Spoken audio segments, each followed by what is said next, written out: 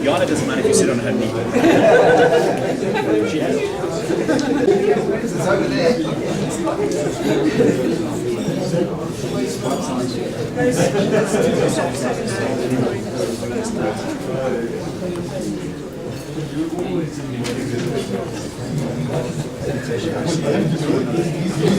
Ladies and gentlemen,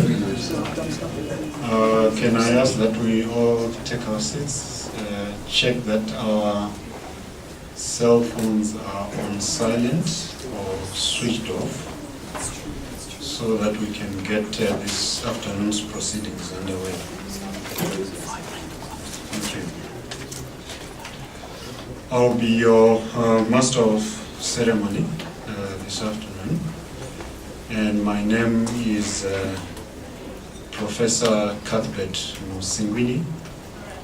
I'm actually standing in for our head of school in the School of Mining Engineering here at Wits University, Professor Frederick Kaywood, who really wanted to be with us this afternoon, but because of prior commitments, he's actually overseas at the moment. And also just to convey apologies from Professor Hugh Phillips and Professor Nilen van der Merwe from the School of Mining Engineering, who also are in a similar position to Professor Kaywood, that they've got prior commitments they need to fulfill. So to get underway with our program, I'll first of all just want to ask the President for the South African Institute of Mining Metallurgy, Mr. Marek Dozanowski, to handle the welcome to our guest speaker for this afternoon, to ANSI, and then we then get over with the introduction, and thereafter, if you have looked at the program, you will realize that we'll then have the lecture, and then a vote of thanks from Professor Dick Minute, and another vote of thanks from ANSI, and then at the end of it all, we can then retire to the lounge there for refreshments. Just for cases of an emergency, we use the back doors, and for those who might want to use the bathrooms along the way, if you come out of the back doors, straight on the left-hand side, you'll see the bathrooms. It is now my pleasure to ask Marek to come forward and welcome up.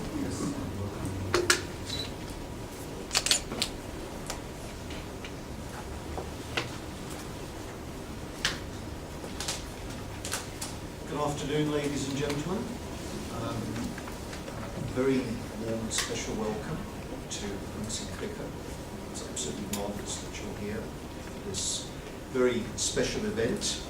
I'd just like to start off that Dr. Gordon Smith was actually originally scheduled to do this welcome address, given his close connection with the field and where he participates within Anglo-American. But unfortunately, with things as they are in the platinum sector, you might imagine his hands are rather full. So I'm basically standing in here to do the welcome on his behalf.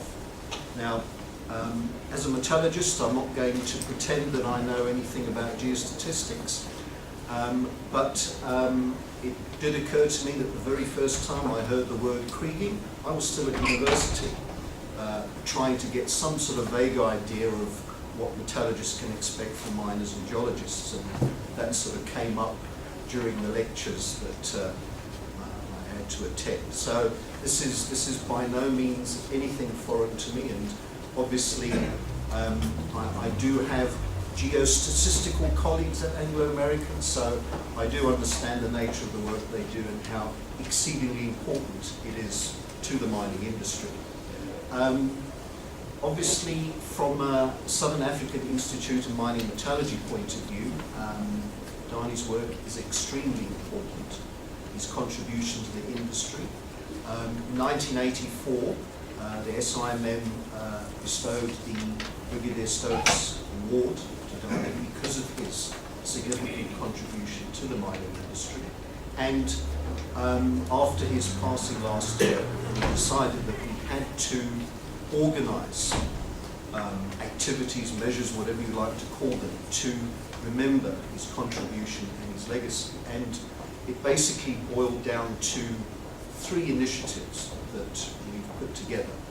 The first one, relating to the monthly SIMM journal, we've basically put together what we've called a commemorative volume of his work. But as it turns out, because there is so much work where it's very difficult to try and say, well, what's the best? Can we squash it into 1 volume? No, that wasn't going to work. So we're in fact going to have 3 volumes to commemorate his work. The first volume came about March this year. The second volume will be in the August edition of the journal, and the third and final one will appear in the January 2050 edition of the journal. The other way that we want to honour his legacy is to have an annual award of a Danie Krige medal, basically for a qualifying geostatistics paper published by the SIMM in the previous year. So that's something that will be up and coming quite soon. But the third and final initiative, which is where we will go and I will gather here this afternoon, is the annual Danie Krige Memorial Lecture.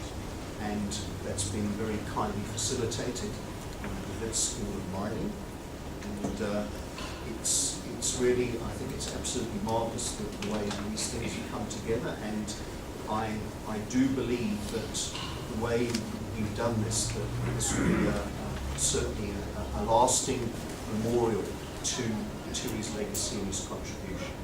So I have every expectation that this will be a marvellous first lecture with many to follow over the years to come. So I'd like to basically let proceedings carry on, and no more metallurgical input.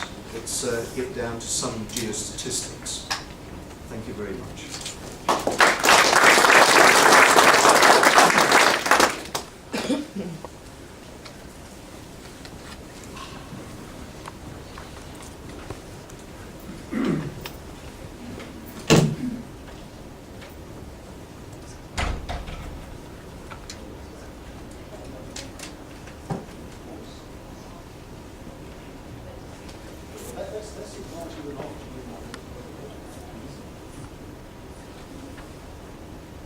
It's now my pleasure to introduce our guest speaker for this afternoon, Dr. Winfred Assibey-Bonsu. Winfred holds a BSc in mining and a further qualification, a PhD in engineering, which he obtained from this university. He currently works as the group geostatistician and evaluator for Goldfields Limited in the corporate office in Perth, Australia. And he has had to travel all the way so that he can be with us this afternoon. Winfred had an association with Professor Danie Krige for more than 2 decades. He was one of Professor Krige's doctorate students and co-authored many publications with Professor Krige. Winfred's experience includes evaluation of mineral resource assets of mining companies, production evaluation, and new business associated work, including prospects in countries that include South Africa, Australia, South America, the DRC, Ghana, Ivory Coast, Philippines, Ethiopia, Tanzania, Cuba, the Dominican Republic, Russia, Finland, Romania, and Papua New Guinea. So it is befitting for this occasion, it being the first memorial lecture, that Winfred gives us this lecture this afternoon. Winfred.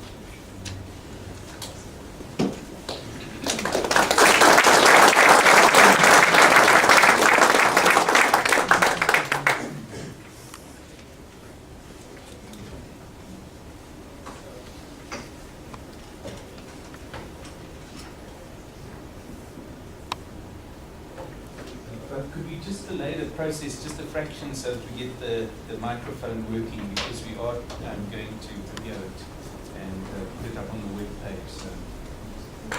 Yes, ladies and gentlemen, I would like to thank West University, the South African Institute of Mining and Metallurgy, and the Geostatistical Association of South Africa for inviting me to present the first Danie Krige Memorial Lecture. It is humbling and an honor indeed. I also welcome Mrs. Danie Krige and the Krige family as well.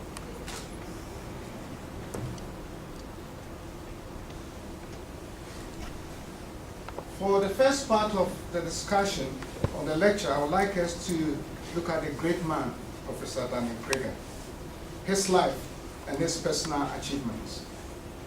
For the second part, I will present the basic tenets of evaluating the mineral resource assets of mining companies as observed in Professor Danie Krige's pioneering work over half a century. And finally, I will present some conclusions. The great man, Professor Danie Krige.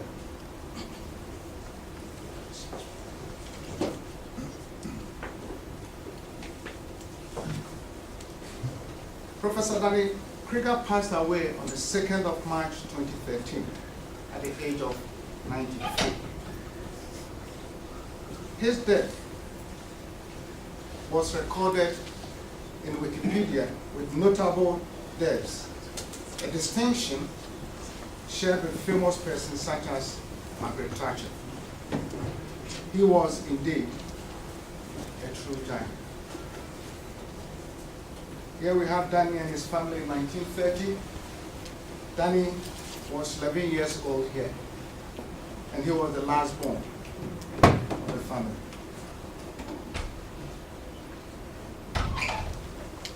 Danie matriculated from Monument High School, South Africa at the age of 15.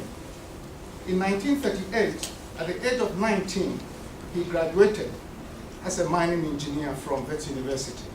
It was very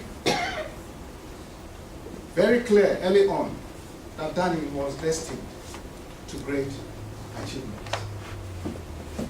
Here we see a photograph showing Danie's first graduation as a mining engineer.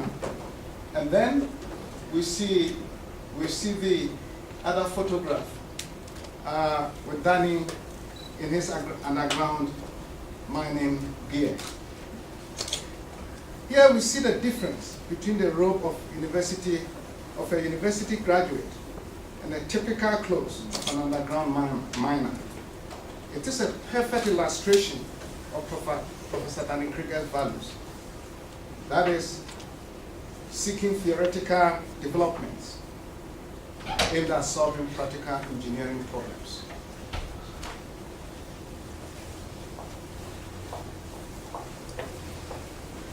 Danie worked with Anglo-Transvaal on a number of gold mines in the Wits until 1943. He then joined the government mining engineering department, where he worked for a further 8 years. he spent time studying data and developing mathematical models. He returned to the industry as Group Financial Engineer of the Anglovar Group until 1981, when he retired, and retired in inverted commerce became employed. He then spent another 10 years as professor of mineral economics at Wits University.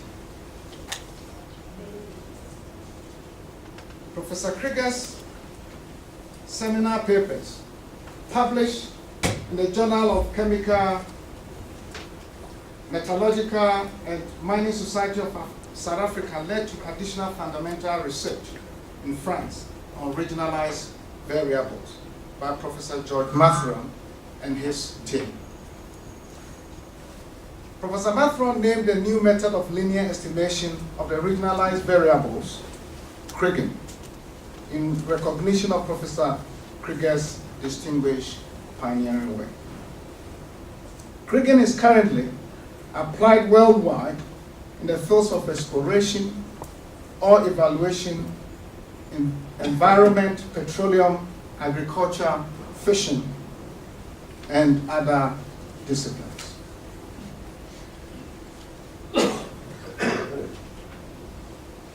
In his original papers, Danie provided the statistical explanation of conditional biases in block evaluation. It stimulated the use of regression corrections for routine or reserve evaluations by several minds. This technique, in effect, was the first elementary basis of what is now known as Krige. The papers introduced inter alia the basic geostatistical concept of support, spatial structure, selective mining units, and great tonnage curves. The concept of parametric resource and reserves in current use is based on what is known as Krige's relationship. Professor Krige also gave major inputs in the fields of investments, financial analysis, and taxations. Evidence from various contributions, including the establishment of the original South African uranium contracts, and by a substantial number of local and international overseas publications in this field. Danie's publication in 1955 in Afrikaans was probably one of the first papers on risk analysis for new mining investment. Over his lifetime, Danie accumulated numerous awards locally and internationally. There are too many to mention, but I will attempt to give you a perspective today. He obtained a doctorate in engineering from Wits University in 1963. He also received several honorary doctorate degrees from the University of South Africa, from Pretoria University, and from the Moscow State Mining University. And here we have photographed during some of the functions here, sorry about that, during the Pretoria function, and here in Russia and Moscow, and we see Ansi, who is today with us with Prof. Krige during the session. The South Africa president awarded Danie with the Order for Meritorious Service, Class 1, Gold, in 1989. He received the Southern African Institute of Mining and Metallurgy highest award, as the president indicated, the Brigadier Stokes Award in 1984. Danie also received many other merit awards from SAM, including 2 gold medals in 1966 and 1980, and 2 silver medals in 1979 and 1993. The International Association of Mathematical Geology awarded him the William Krubin Medal in 1984. Danie was also awarded one of the highest awards from the American Society of Mining Engineers, the Daniel Jacqueline Award in 1987. He received several awards from the APCOM International Council, including a distinguished achievement in 1989. In 2010, Danie's distinguished contributions to engineering were acknowledged by the United States National Academy of Engineering, NAE, and Danie was the first South African to ever receive this award. And Professor Krige also received another award, as I've shown here, from the South African, the current president, the current president of South Africa, President Zuma. So I've shown you some of the photographs of some of these award ceremonies. Here we have Danie during the Order of Meritorious Service Class 1 Gold given to him by South African President in 1989. Some of the photos taken there. We also see the Daniel Jacqueline Award he was given by SME, and this was during the award by NAE in 2010, the USA Award, which he was given in 2010 as well. Danie was South Africa's representative on the International ACOM Council from its inception. He served as the chairman of the International ACOM Council, and he was the first non-USA member to be elected to this position. He initiated and was directly involved with all arrangements for the ACOM Symposium held in South Africa in 72, 87, and 2003. As far as I know, Danie attended all ACOM Symposia until he was almost 90 years. In 2003, 2 weeks after a major operation, Danie managed to convince his medical doctors to allow him to attend the 2003 ACOM in Cape Town, where he was a keynote speaker and also presented 2 papers. After retirement from industry, Danie continued as a professor at Wits, where he was responsible for postgraduate courses in geostatistics and mineral economics, and supervised many masters and doctoral theses. He presented courses in geostatistics and lectured at local South African and also in other international universities in Australia, Germany, Taiwan, Russia, and China. He participated in and contributed to many international congresses in South Africa, USA, Canada, Germany, Spain, Chile, Colombia, Slovenia, Australia, UK, Russia, France, and China. Here we see Danie and his old friend, Professor Herbert Schell, who was also a well-known statistician in South Africa.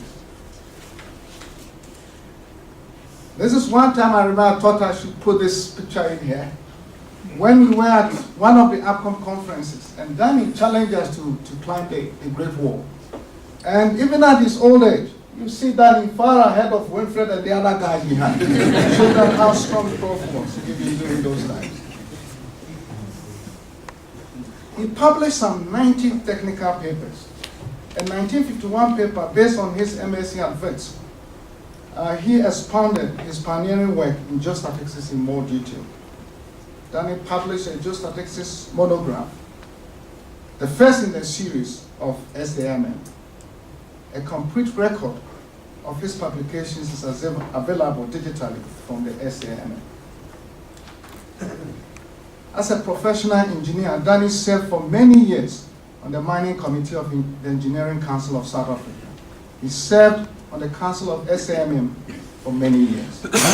Danie was a co-founder of the International Association of Mathematical Geology, the Geostatistical Association of South Africa, the Geostatistical Association of Australia, and the Statistical Association of South Africa. He served as a director for several companies. Danie served on the subcommittee of the South African Prime Minister's Economic Advisory Council during 1967 and 8. He designed the state aid formula, which assisted a large number of gold mines to survive the period of low gold prices. He also served on various committees on the South African Chamber of Mines. Danie was a member of the SAMREC Working Committee for the SAMREC Reporting Code as published in 2000. Danie's strong view on life. This lecture will be incomplete without throwing light on some of the things Danie held very dear in his life, and is taken from his 2012 interview with Professor Assibey-Bonsu of Wits University. Danie was a devout Christian who always emphasized that what made a difference in his life was his belief in Jesus Christ. He also acknowledged that he had been the recipient of gifts of grace from the Creator, what he called grace given to him. Danie drew attention to 6 specific areas in which he could identify the grace of the Almighty at work in his life and his career. The first gift of grace was a tribute to his parents for the practical application of a godly lifestyle, the establishment of a firm foundation and a life philosophy that was modeled by them in every area of life. An example of this was that even with the limited resources of a pastor, his parents saw to it that 7 of the 9 siblings receive a tertiary education. The second of the gifts of grace that Danie acknowledged was the support he had received from his 2 spouses. He was happily married for 45 years to his first wife until her death, and for 20 years to Danie Krige. The third gift of grace, according to Danie, was the way in which his career developed and the various turns in direction that he took as his research unfolded. The fourth gift of grace was that when he returned to work at Anglo-Val, they began to apply his advanced methods of evaluation on their minds. According to Danie, the fifth gift of grace was that on retirement from Anglo-Val at the age of 60, he received the unexpected opportunity of taking up the chair of Professor of Mineral Economics at Wits University, which he occupied for the next 10 years. This enabled him to teach and undertake extensive consulting work for mining companies, both locally and internationally, and was, in his opinion, a great blessing. The final gift of grace was that after leaving Wits University, he was still able to undertake extensive national and international consulting work, which kept him occupied and young for the following 20 years. Danie also acknowledged with deep gratitude that while the opportunities presented themselves to him, his was the responsibility to make good use of them, and that without these gifts of grace, his life work would not have been possible. Danie, the family man. He was a great family man. You see him here with his family, including the grand and great-grandchildren. Here we have Danie loving his great-grandchildren. Danie also enjoyed traveling. Here we see him on holidays with his wife, Danie Krige.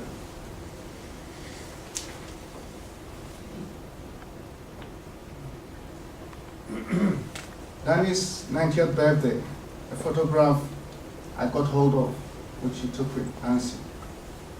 During this time, his friends and colleagues traveled from all over the world to come and celebrate his 90th birthday with him in South Africa. Danie's outstanding influence.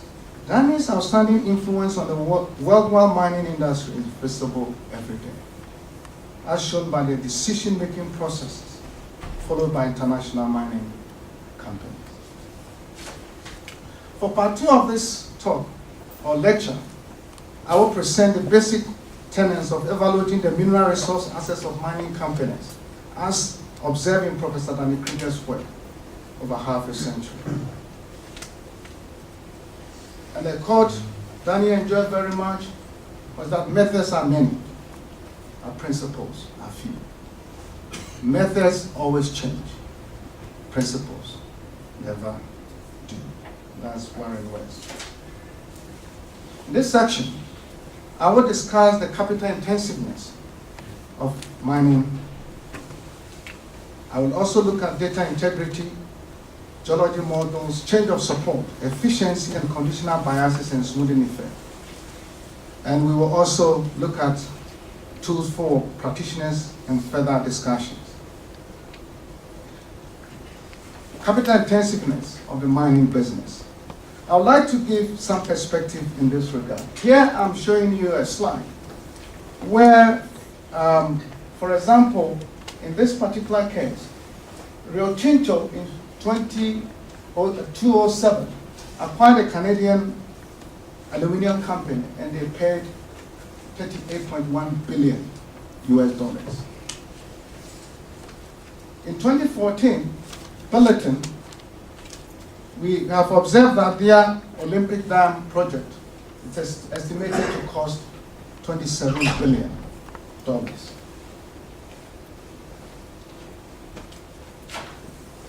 In 2007, when Goldfields acquired South Deep in South Africa, they paid $2.5 billion, an equivalent of 22.2 billion rand in 2007 exchange rates.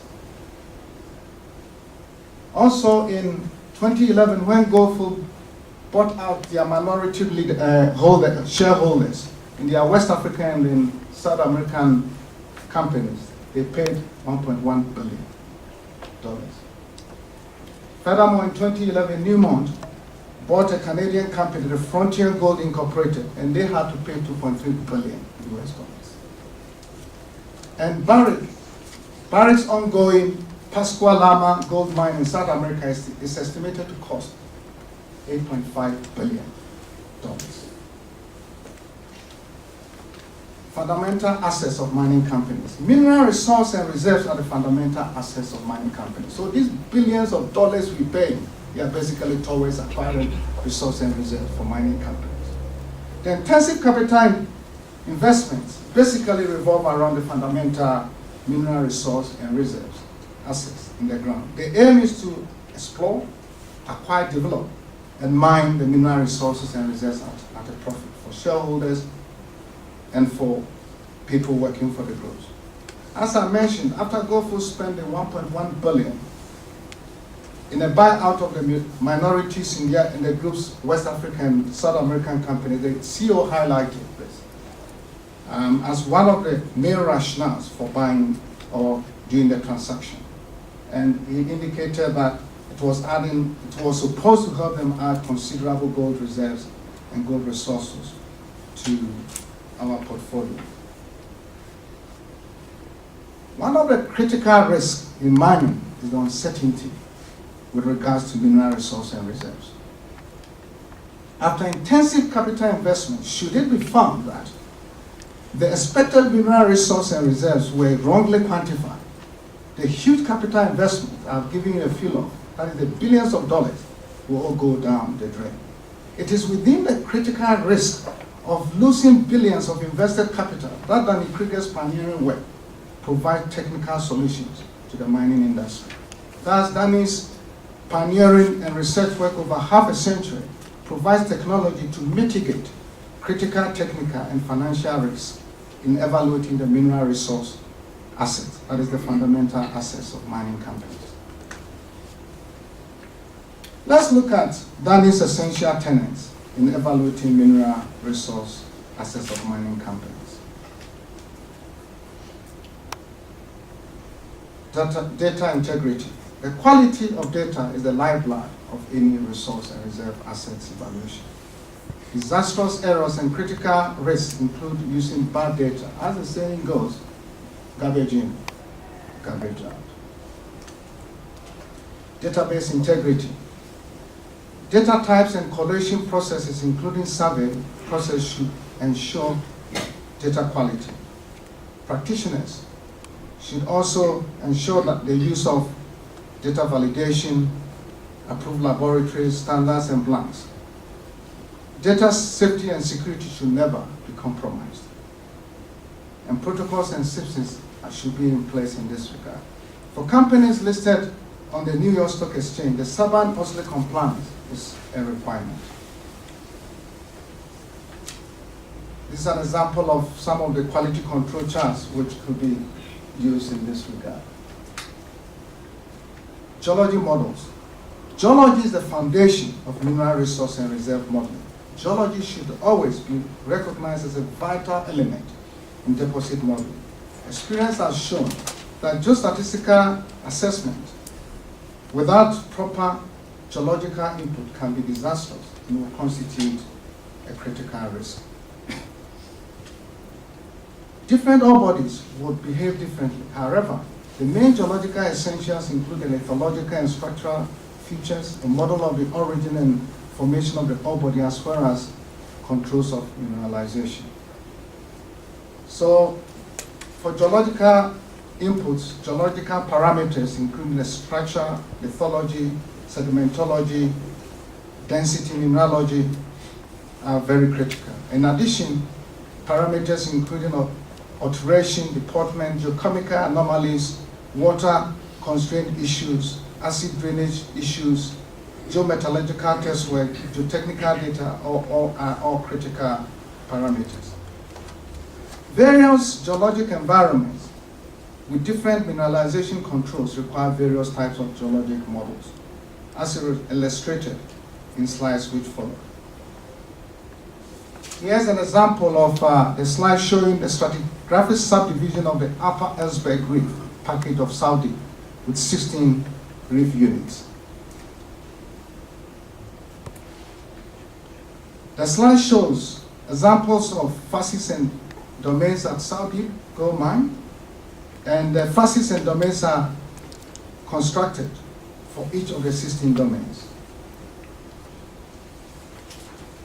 The slide shows the plan view of a porphyry copper gold body in South America, and here the oxides, the supergene, the hypogenes are all modeled as a separate population. This slide is a schematic cross-section showing the main geological formations and structural controls of a hydrothermal ore body in West Africa. A good geological model is therefore invaluable, and if a geostatistical model does not agree with a geological one, there are grounds for serious concern. Either or both models should be critically re-examined so as to establish the essential agreement. A very dangerous practice is that of subdividing the ore body not on geological grounds but directly on grade only. This can lead to serious biases, particularly where the data in one or more subdivisions are insufficient. Geostatistic technology. This session discusses the technique selection and optimal application. We'd like to give you some historical background. In the field of ore evaluation, geology and geostatistics are two inseparable sides of the same coin, as highlighted previously. On the one side, geology concentrates on the physical features of the ore body, such as structures, source, and type of mineralization.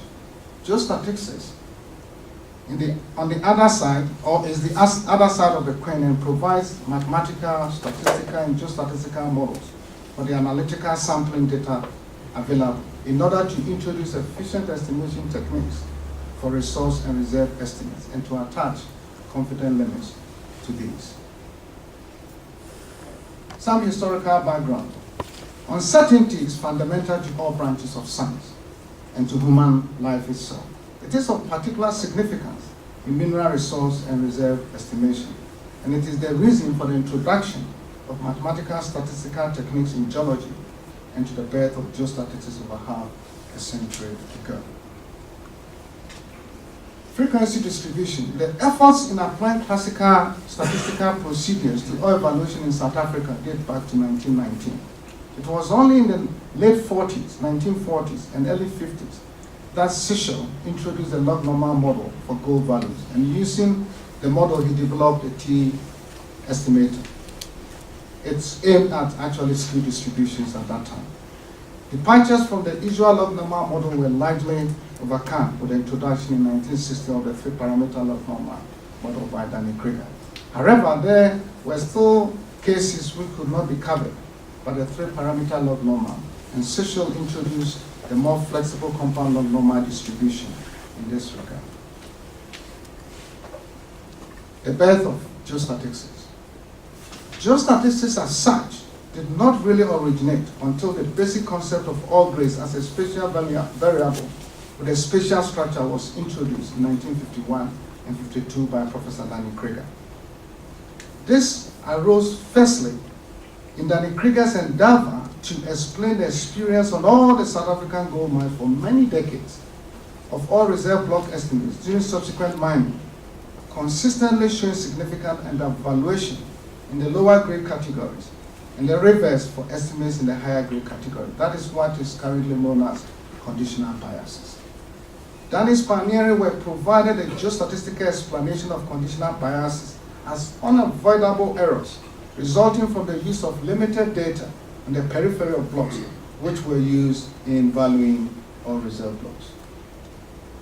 So I decided to just chip in one of the original diagrams which Danie used when he was putting this in perspective, where he demonstrated that in the low grade categories you tend to have the resources overestimated. You may end up throwing things onto the waste pad once you have a significant amount of gold sitting in there. And the upper category, things and blocks where resources were far overstated, and you go in there with your capital and you don't make money. Danie proposed and implemented corrective measures to eliminate these significant conditional biases. The regression corrections were applied routinely to block estimates on several mines in the early 1950s and represented the actual birth of Krige. The regret estimate was in effect a weighted average of the peripheral estimate and the global mean of the mine section. In this way, the spatial concept and Krige was introduced by Danie Krige. The concept of support is very basic to geostatistics and was first covered by Ross in 1950 and further developed by Krige in 1951, including the Krige's variance size of area relationships. By 1963-66, the spatial patterns were defined far more in detail by Danie Krige. These studies covered the spatial correlations between individual point sample values as well as that between regularized data blocks. The corresponding correlograms or covariograms were used on a sample Krige basis for many block evaluations. Krige on a routine basis for all reserve evaluation was therefore already in use on some Anglo-Var gold mines more than 40 years ago. Danie's pioneering work in early 1950s aroused interest worldwide, particularly in France, where under Professor Elias, Danie's papers were republished in French. One of Professor Elias' students, later to become well known as Professor Matheron, started the development of the theory of regionalized variables. Matheron also then proposed the use of a variogram to define the spatial structure. Danie's regress estimates were then still called weighted moving averages, until Matheron's insistence in the middle 60s on the term Krige in recognition of Danie Krige's pioneering work. Conditional unbiasedness. It is instructive to observe that on the South African gold mines, the improvement in the standard of block evaluation due to the elimination of conditional biases accounts for some 70% of the total level of improvement achievable today with the most sophisticated geostatistics techniques. It is for this reason that Professor Danie Krige placed so much stress on the implementation of conditional unbiasedness. For this reason, it is critical that the elimination of conditional biases is not only the major contributor to the reduction of uncertainty in assessing the mineral resource assets of mining companies, but also the integral and fundamental part of any Krige and resource assessment process. The balance of this lecture will therefore concentrate on this vital aspect in detail. David, in his popular geostatistical or reserve estimation book, emphasized that the elimination of these biases is basic to all evaluation in all geostatistical procedures. And I quote from David, "It's conditional biasedness is the key point of Krige's 1951 paper, one of the key points of his 1976 paper, and then still appeared as a revelation to many people." What contributes to conditional biasedness? It is a common knowledge concept that any increase in knowledge and available data relevant to any uncertainty being studied will reduce the level of uncertainty provided the knowledge is applied properly. Knowledge will never be perfect, and data never complete, and uncertainty will therefore never be eliminated. However, any procedure or technique which does not use all relevant data in order to provide the best perspective on the remaining uncertainty must not be accepted, according to Danie. Unfortunately, Danie reported that in his worldwide experience, he encountered many cases where practitioners have erred in respect of this fundamental concept. In too many cases, have mineral resources and oil reserve been estimated on limited data, and relevant data has been ignored. So what constitutes conditional biases? Insufficient data, no advanced analysis, no follow-up studies. These are all critical aspects. Consequences or outcomes of conditional bias. Let's look at some practical examples from Danie Krige's historical pioneering work in this regard. I've just taken one of his original diagrams here, where Danie provides us with some perspective. This is a section, a snapshot of a feasibility estimate provided by a specific mine. If you compare what the follow-up results were, and you look at the relationship between the feasibility studies and then the follow-up result, there is definitely almost nothing, no correlation between what was estimated during the feasibility and what was observed when the mine was open. And this could lead to significant risk of invested capital. Some of the other diagrams I picked from Danie I showed here. The question is, why are they important? The figure shows how conditional biases result in misclassification of ore blocks, which leads to profit level way below what can be achieved.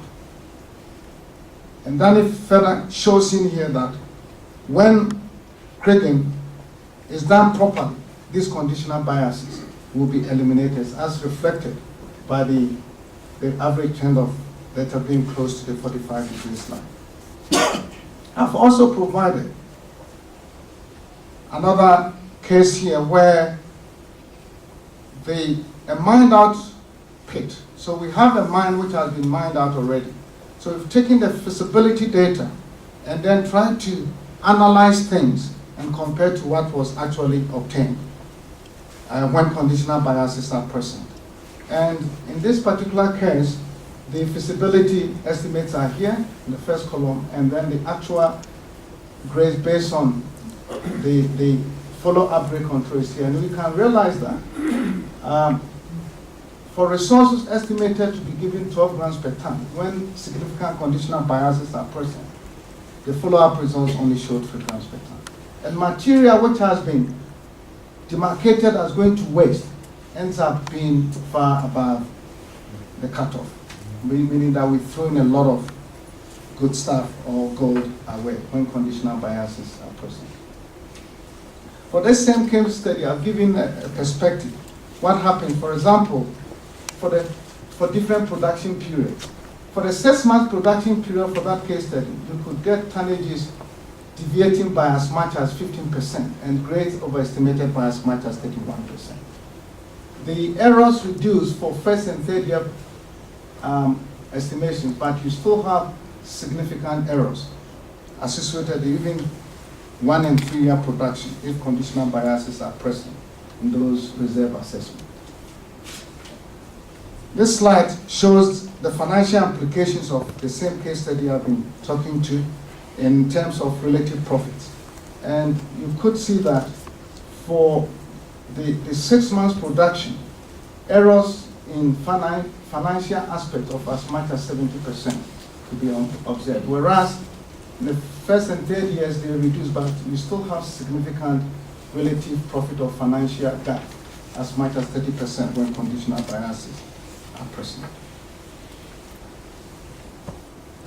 Mineral resource for a new or an existing mine covers 2 major stages.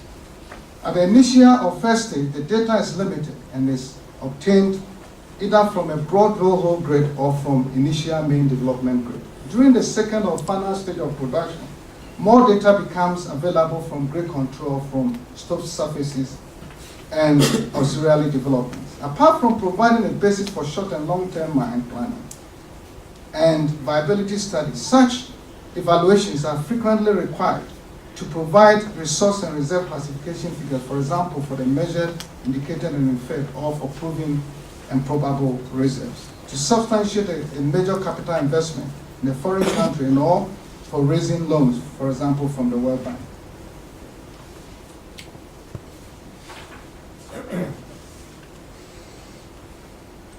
At both stages of evaluation, the evaluation technique should ensure minimum error variances and uncertainty. These requirements are linked closely to the expected slopes of regression of the eventual follow-up values on the original block estimates. Slopes of less than unity indicate the presence of conditional biases, with blocks in the upper grade categories overvalued and the reverse applying to the values in the lower grade categories. Conditional biases testing tools, the efficiency of block evaluations. Block evaluations subject to conditional biases has lower efficiencies. Professor Krige in 1966 proposed to measure the efficiency as follows. The efficiency, basically, which Danie proposed, I've highlighted the important things I want to emphasize here in the red color, is the difference between the block variance and the Krige variance divided by the block variance. In cases, could we have a situation where we have perfect evaluations and the efficiency will be 100%? But usually, blocks are valued imperfectly. So with no conditional biases, then the efficiency, as proposed by Danie, is as I provided there. However, with conditional biases present, this relationship doesn't hold. And the efficiency can even be negative. Such a situation, according to Danie, is ridiculous, and the block evaluations will be worthless. Yet, the author, that is Danie Krige, has encountered several such cases in practice where the data assessed per block was inadequate. An extensive study of some 70 cases by Danie Krige, covering a wide range of spatial and data patterns used, indicated a correlation between Krige efficiency and the regression slope of about 87.5. Thus, the slope or the extent of conditional biases present effectively incorporates all the major factors affecting the efficiency of evaluation. As highlighted by Danie, the efficiency of the block evaluations can even be negative. And in order to avoid a ridiculous negative efficiency for block estimates, the following critical control limit test is proposed for the regression slope.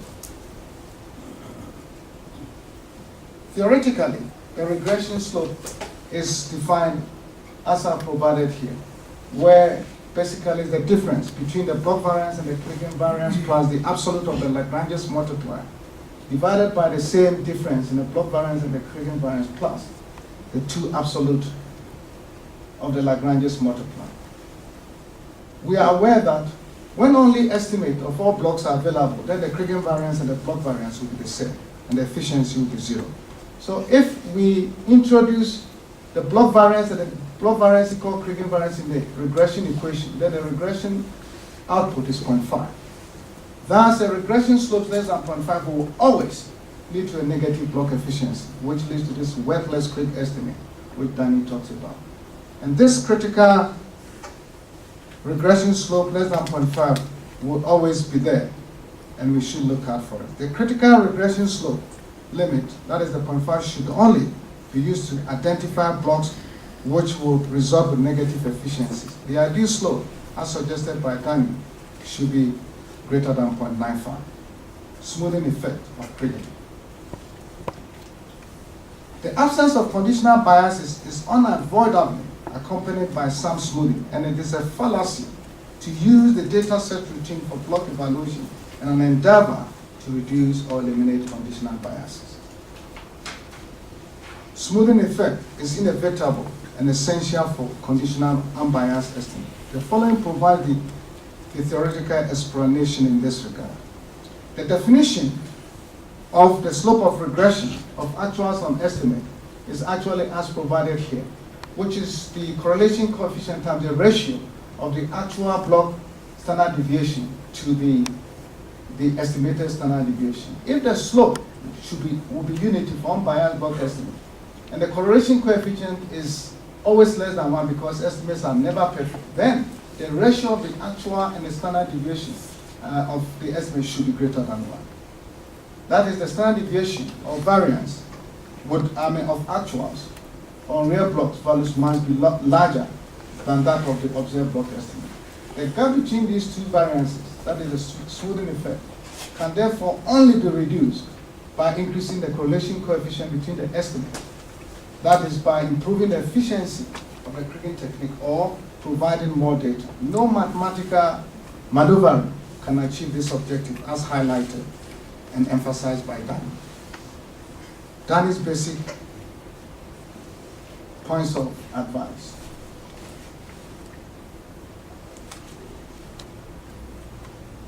Ensure data integrity, establish all the necessary geological and geostatistical models and parameters, determine the search routine required to eliminate conditional biases, use effective tools, including slope of regression and block efficiencies in this regard.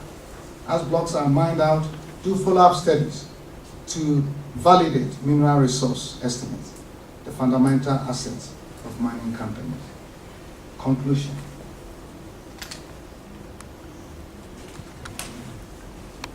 The industry seems to be going backwards, with a widely spread misunderstanding of the causes and consequences of conditional biases. The following are some of the possible causes. In many universities, as well as training provided elsewhere in the industry, geostatistics is taught using commercially available computer programs or software. The emphasis being how to use the programs. Unfortunately, this is what many mining companies expect, graduates or practitioners who are good at operating programs. This does not give much time to teaching the fundamentals of geostatistics and the consequences of misusing this technology. What complicates matters is that the universities rarely have large databases to demonstrate the strengths and weaknesses of methods in different environments. And research is by its own nature geared towards only development of theoretical geostatistics, often based on strong stationality assumptions. As a final conclusion, I would like to quote Danie Krige. After half a century of phenomenal developments of geostatistics, conditional biases which gave birth to this subject are still encountered in practical applications. The main concern is that this record will be tarnished by the all too ready acceptance in certain cases of estimates which are still conditionally biased. For the future, I would like to see geostatistics continue to grow from strength to strength with new models, techniques, and applications, but where these are all validated properly by way of follow-up checks to confirm the absence of biases and the practical advantages to be gained when they are applied in practice, unquote, Danie Krige. A final personal tribute. I am privileged to have had an association with Professor Danie Krige for more than 2 decades. As a student during my PhD program at VET, and secondary as my mentor over these years. Danie was my great mentor, counselor, and father. He was a source of immense inspiration. Danie significantly helped shape my career in the same way as he did with so many others that he educated. Danie's focus was always on what he could give to people rather than what he could get out of them. Irrespective of Danie's international accomplishments, he was a very humble man of high integrity. He treated everyone with respect. It has been said that we make a living by what we get, but we make a life by what we give. As one author said, All of us are born for a reason, but all of us don't discover why. Professor Danie Krige has demonstrated that true success in life has nothing to do with what you gain in life or accomplish for yourself. It is what you do for others that matters. May his legacy live forever. Danie, you made the world a better place. Thank you.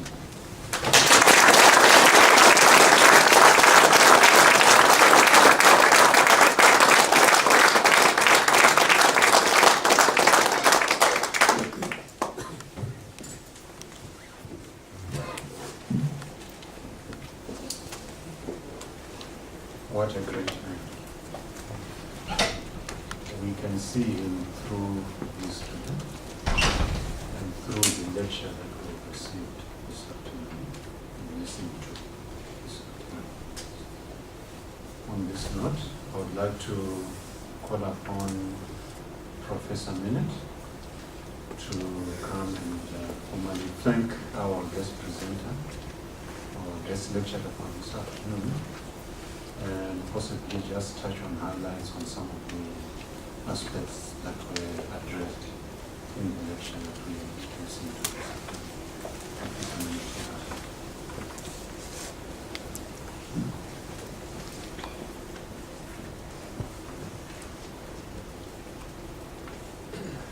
Thank you very much, Professor Musingwini, and thank you very much, Winfred. We really enjoyed that. I've never done this before. I've never given a vote of thanks at the end of a highly distinguished lecture. So I thought I'd better try and find out about it. So I went to Google, where everybody goes, and they said this: be brief, succinct, and to the point. Don't ramble or be wordy. Be sincere and a little light. So I'll try and do that, Winfred. But we do want to offer you our sincere thanks for this excellent lecture on the life and times and work of our dear friend and colleague, Professor Danie Krige. Winfred has highlighted both the character and personal achievements of Danie Krige, and to a large extent has shown us the truth that Danie's monumental achievements in the field of mineral evaluation and as the founding father of the discipline of geostatistics was matched by his deep personal integrity and faith in Christ. The range of photographs that we saw with the many happy occasions that we saw Danie and Ansie and the families together tell us that Danie was a family man, and he deeply loved and appreciated Ansie and their children. He was also a highly valued and appreciated employee and served the companies and organizations that he worked for with dedication. Winfred's lecture highlighted some more important aspects of Danie's research and discoveries, and these act as a timely reminder to us of the basic disciplines that must be employed before we simply press enter. I thought that would be a good title for a book, Before You Press Enter. So maybe somebody in the geostatistics field should write a book like that. The fundamentals of a thorough data evaluation, a clear understanding of the geology and the geological modeling are essential to robust estimation of resources and reserves. Danie's views on other concepts such as support, stationarity, appreciation of the variogram, and the critical influence of conditional bias and uncertainty with regard to resource reserves estimates has also been discussed and described for us by Winfred. So on that note, I would like to sincerely thank you, Winfred, for the time and effort that you put into preparing this lecture and then traveling to South Africa or from Australia to come and deliver this lecture and presenting the first of the Danie Krige Memorial Lectures. It's something that we will remember for a long time, and I think it's very fitting that you were in fact the first person to give the lecture. So thank you very much, Winfred. We do appreciate that.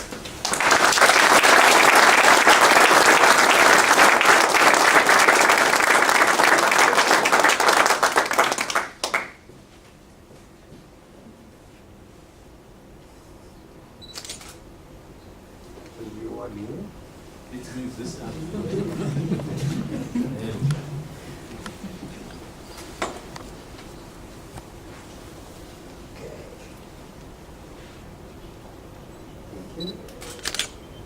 Thank you.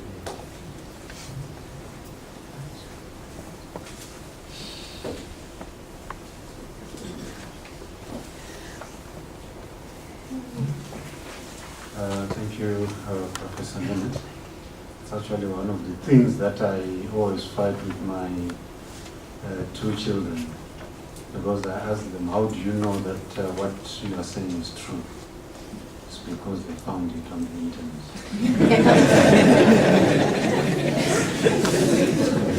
I would like now to take this opportunity, which is actually a privilege, an honor for me, to ask Nancy to come forward and say a few words.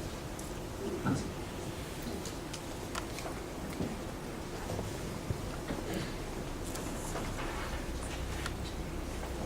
Mr. Chairman, Professor Cuthbert Assibey-Bonsu, I thank you very much for the opportunity to express on behalf of the talk.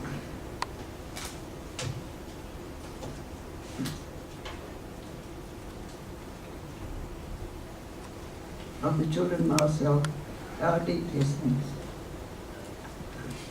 Our deepest appreciation for inviting us to this occasion. The launching of the first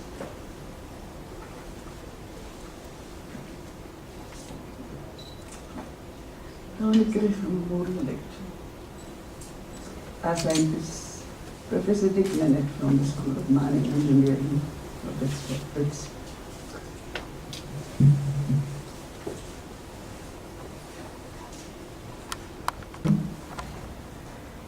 And all Danie's Krige colleagues and friends. A special word of thanks to Sam Muller and all her personnel for communication and arrangements. All Danie's colleagues and friends.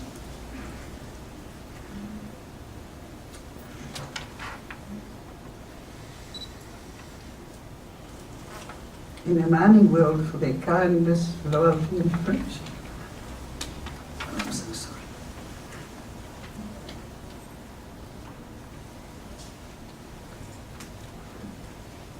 Over many years, I thank the students for being present. I don't know if there are any students, just put up your hands so I can see.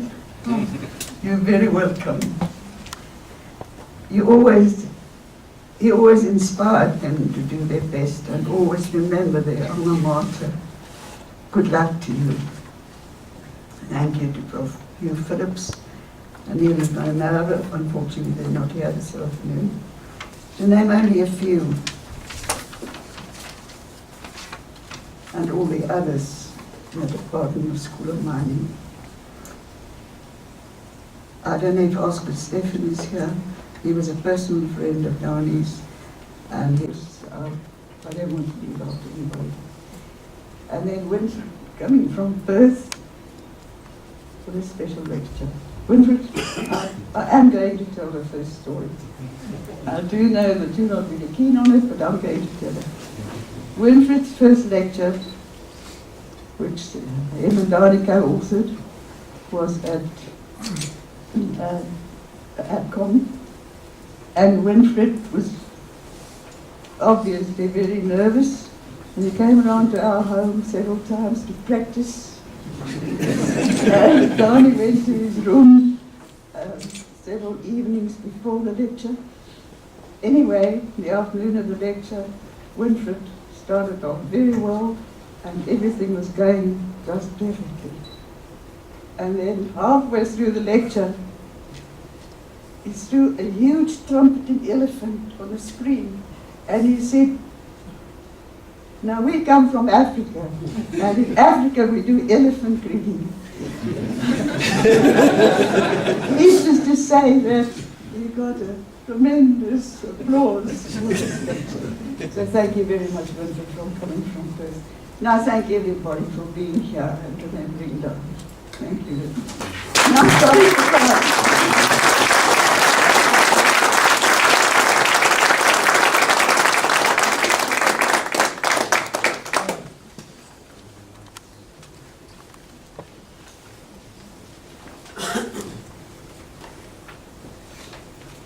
Oh, sorry, I forgot.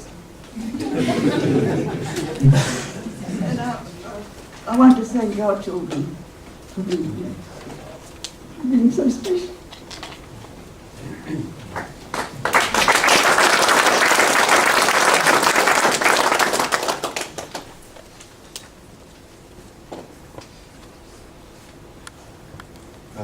Ladies and gentlemen, we have now officially come to the end of the proceedings for this afternoon. Ansi thanked you very much for that final word for this afternoon. I would now like to invite you to join us in the afternoon for refreshments. And you will see that on the chairs where you are sitting, we put copies of the SIMM Journal, the volume 1. Remember, Marek spoke about the 3 volumes. Please grab that copy, take it with you. It's a compliment